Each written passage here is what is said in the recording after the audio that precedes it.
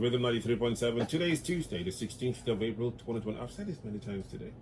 But anyway, it comes with the territory. So the time about now is 9:34 a.m. I have with me in the studio Mr. David Akpobaro. Good morning. Glad to be joining us, David. Good morning. I'm happy to be here. Okay, and David is...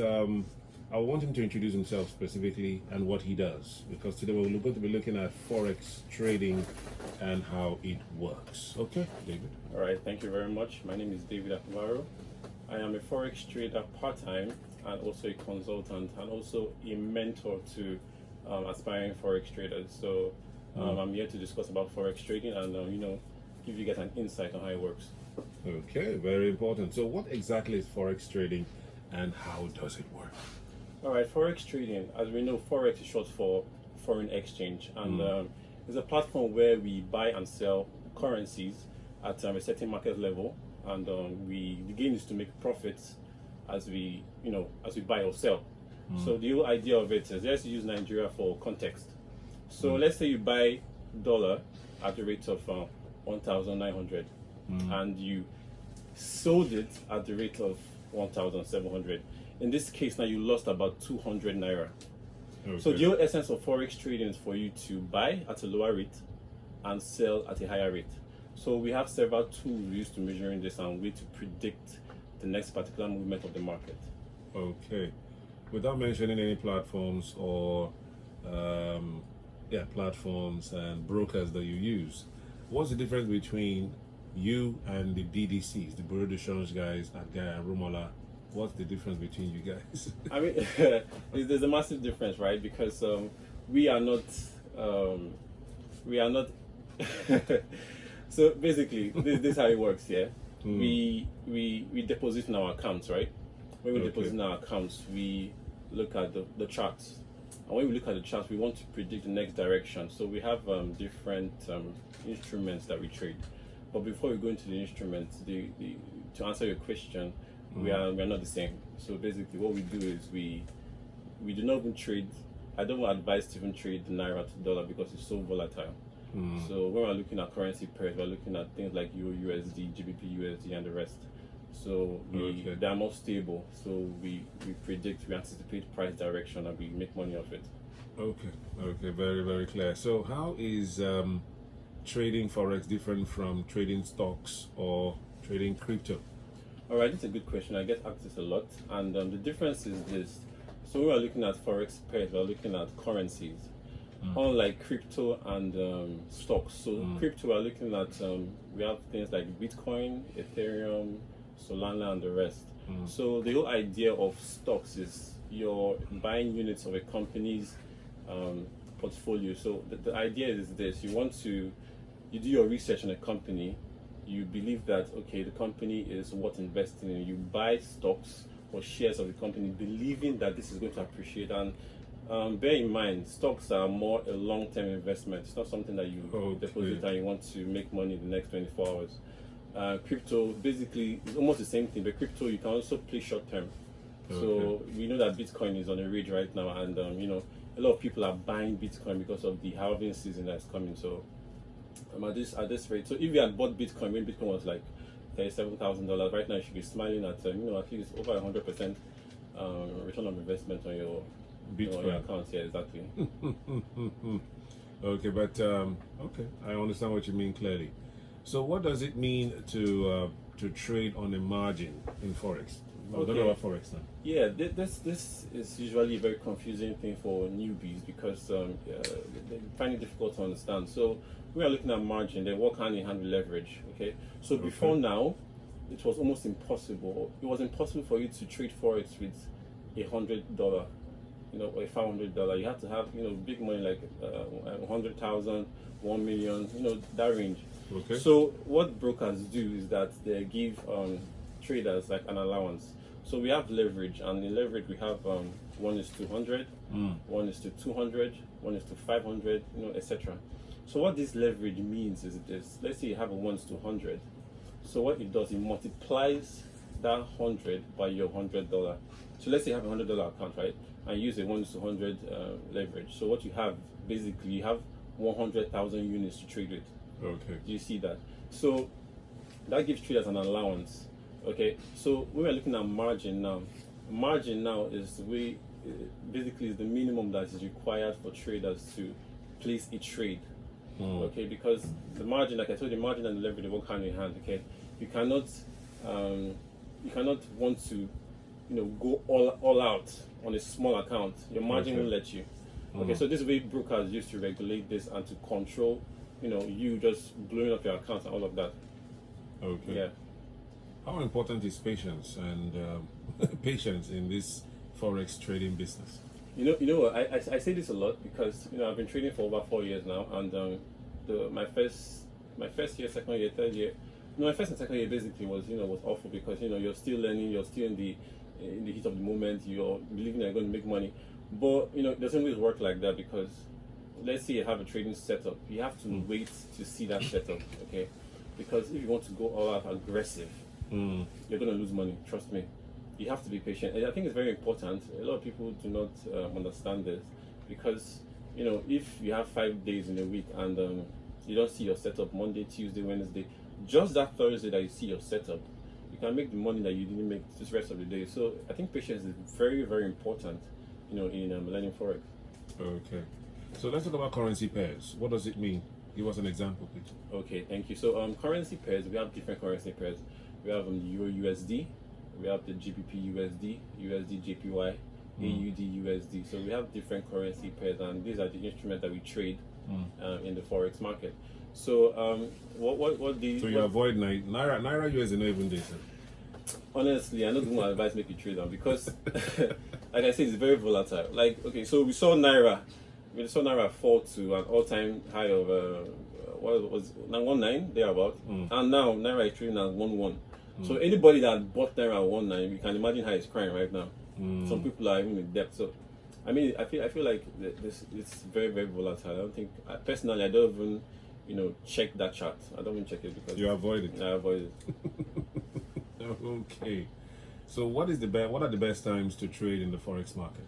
Is there anything like that? Yeah, there is. We have forex times, and we have different sessions. So we have the London session, we have the Asia session, we have the New York session. Okay. So in Nigeria, I think I always say that Nigeria is very, very favored in terms of forex time zones because the time zones fall perfectly for us. So we have the Asia session. This is usually around. We usually start in Asia first. Yeah, yes. This in our time, Asia session is around from I think 11 p.m. to around should be 6 a.m. Okay. So London is around 8 a.m. to 3 p.m. The New York session is around 1 p.m. to I think 9 p.m. So London and New York are the most volatile, are the best times to make money. That's when the big banks, everybody's putting money into the forex market. There's lots of liquidity and all of that. So and the time falls perfectly in Nigeria time because around this period to afternoon is a very, very good time to trade. I think Nigerians benefit a lot from the forex market. Okay, so let's talk about news and global events, because just recently we heard Iran is they attacked Israel. Obviously it will affect the price of crude, Brent crude and all that. Is that also affecting the forex market? Yeah, definitely. As a forex trader, we have 3 types of analysis. We have the fundamental analysis, we have the technical analysis, and we have the sentimental. So looking at news events fall under the fundamental analysis. Okay. So what this means is that these are situations or things that influence the global currencies. Yeah. So let's look at the war that's going on now. This is going to influence the US market in the sense that there's a lot of people are going to be buying gold. People will be buying gold because they see gold as a safe haven. So when the dollar is like crashing, people are going to be investing their money in gold, and this is going to be dropping the dollar. So when traders are not looking into the forex market, what they'll be doing now, they'll be buying currencies against the dollar. So something like GBP USD, people will be looking for longs. They'll be looking for buys in GU because understanding how this news event is affecting the market, you want to be you want to be trading in favor of the opposing country. So that's it. Very, very key. That. Okay, but we understand that. Okay, so you talk about Euro USD, GBP USD, Australian dollar versus all that. Okay, so let's talk about tools or indicators. Which one do you recommend for a beginner in forex trading? Yeah. Plus, how long should one learn? Okay, good question. So, personally, now I do not use any indicators anymore. Or as a No beginner, Fibonacci thing, no. no, not anymore. Because we use these things at the first, second year. We lost money. We lost money. So it's not like they don't work. But if you start trading forex, you depend so much on it because you feel like you need to see a particular pattern before you take a trade, and it takes time. Like forex takes time for you to learn, and depending on your consistency, right? So what our advice is this: if you want to start as a beginner, the two indicators I would advise: one, the moving averages, because moving averages, they help you to determine the trend. Secondly, probably the RSI, because it could help you, like if the RSI aligns with the trend, it could help you take position. So those are what I would advise, but it's always good to understand price action. It's very, very important. Which ones do you use? So I trade smart money. I'm a smart money trader. So basically what I look for is liquidity. So what I teach is liquidity. So if you're in my classes, you will know that there's some things I look for. So I'm looking for where the money is at, because there's some items you see on the chart that helps you determine, okay, this is where the money is sitting. So I like to target where the money is. And a lot of traders, especially newbies, will find this very, very confusing, because what they understand is support and resistance and trend lines and all of that. But based on experience, it's good to have all those knowledge, because at the end of the day, those knowledge are what you use to advance your trading skills. Are there people that are full-time forex traders? Yeah, definitely. In Nigeria? Yeah, we have big people that are full-time. I mean, it's a good career, but I always advise that it's good to have as a trader, it's good to have other things you're doing, because as much as you can make money from forex, you can also lose money. You can lose money, and it's good to diversify. Especially if you're made a decent amount of money. Just put it somewhere. Start under business. Just have different streams of income is very important. Okay, that's a very good piece of advice. So, how much do you does one need to start trading forex now? $100? Some say $200. So this is a very good question. The truth is, you don't really need a lot of money.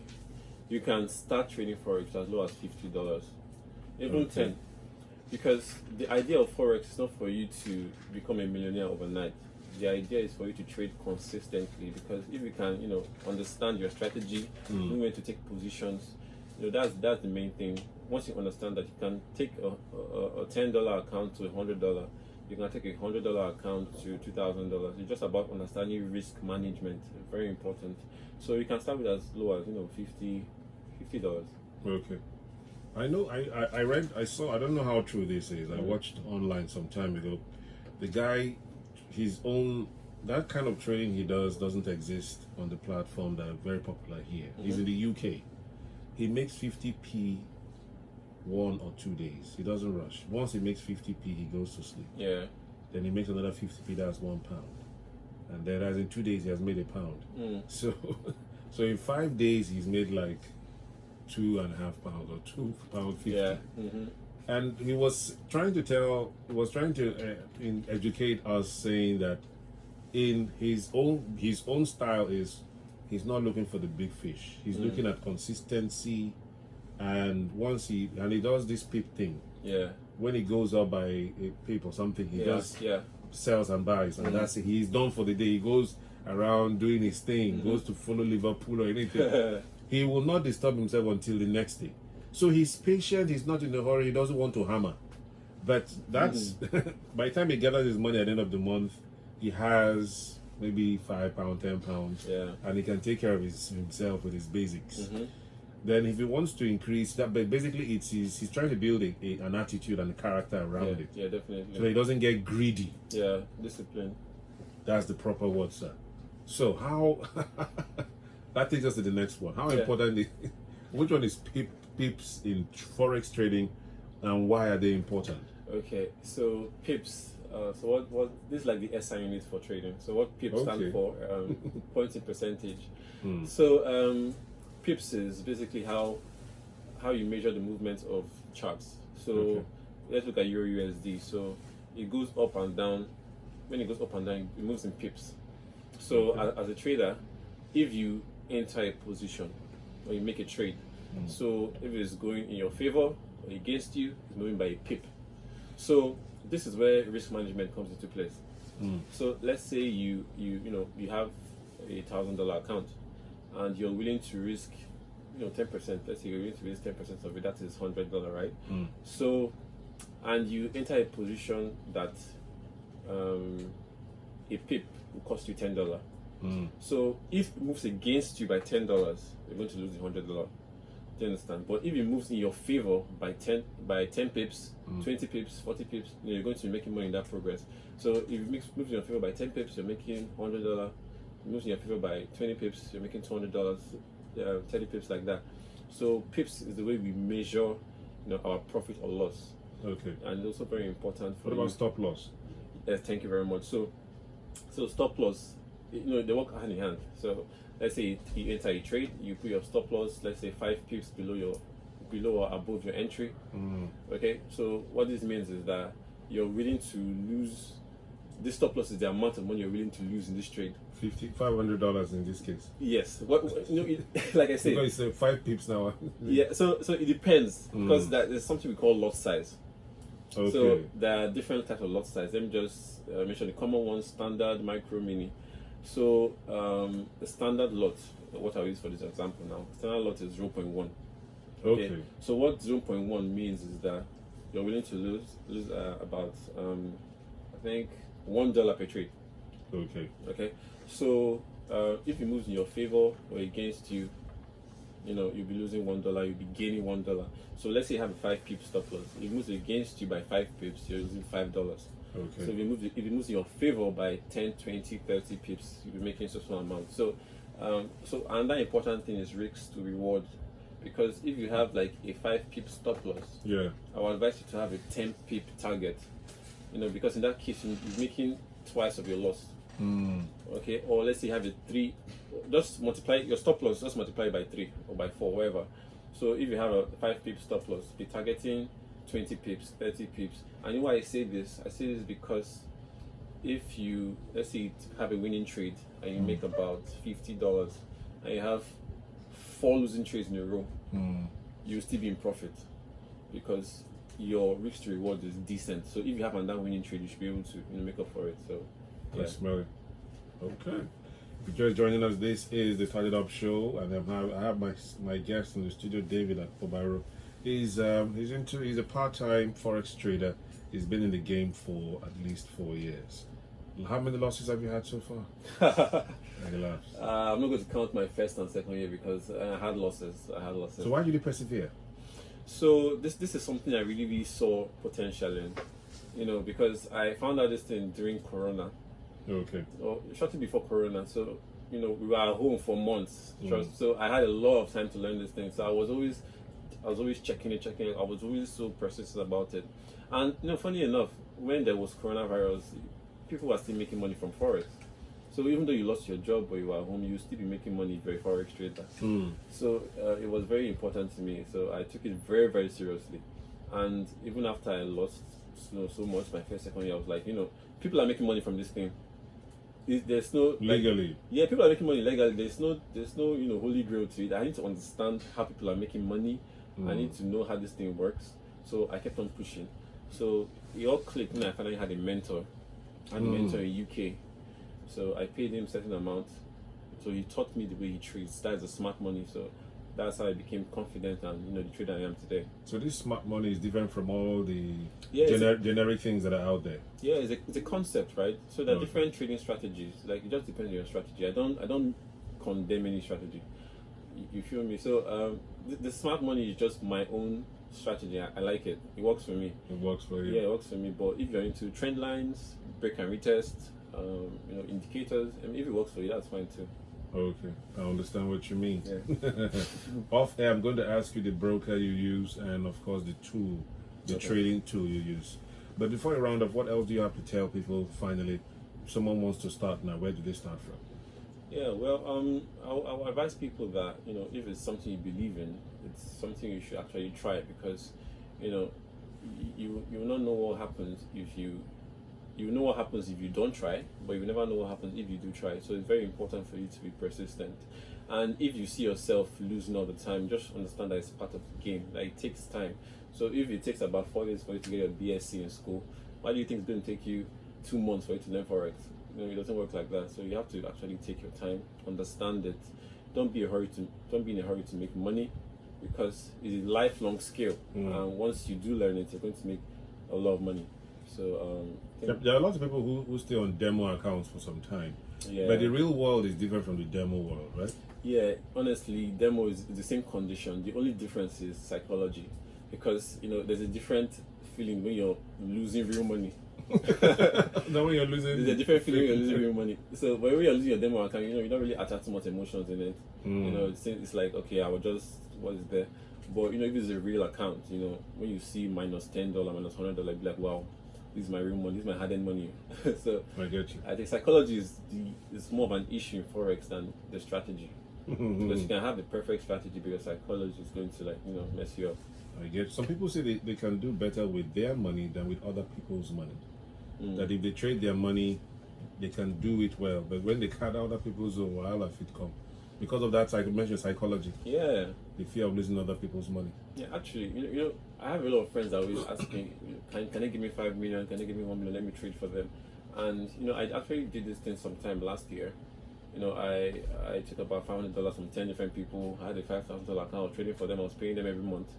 So the pressure was becoming too much. The first month I paid them like 90,000. The second month I paid them like 40,000, because I told them that this is Forex. I cannot promise you a particular return on investment every month, but what I can promise you is that you can get something. So I will be paying them. So after the fourth month, I'm like, you know what, guys, all of you take your money. I'm not doing this again. This is disturbing me. You guys should just have your money back. Let me just focus on my thing. If you want me to teach you how to trade, then you can sign up for my mentorship. But if you don't want me to teach you, I cannot collect your money to trade. I don't like it. I understand what you mean. Okay, thank you very much, David Obara, for your time and also for enlightening us. A lot of people have had their fingers burned, so they don't want to hear. They don't want to get it, but it's important. Exactly. You've been doing it for 4 years. You've been successful, and it is legal. Big congratulations to you. Thank you very much. Okay, so stay tuned. That's pretty much the package in today's edition of the STARTITUP show on the Rhythm. At 10 o'clock, it'll be time for the news. For now, music.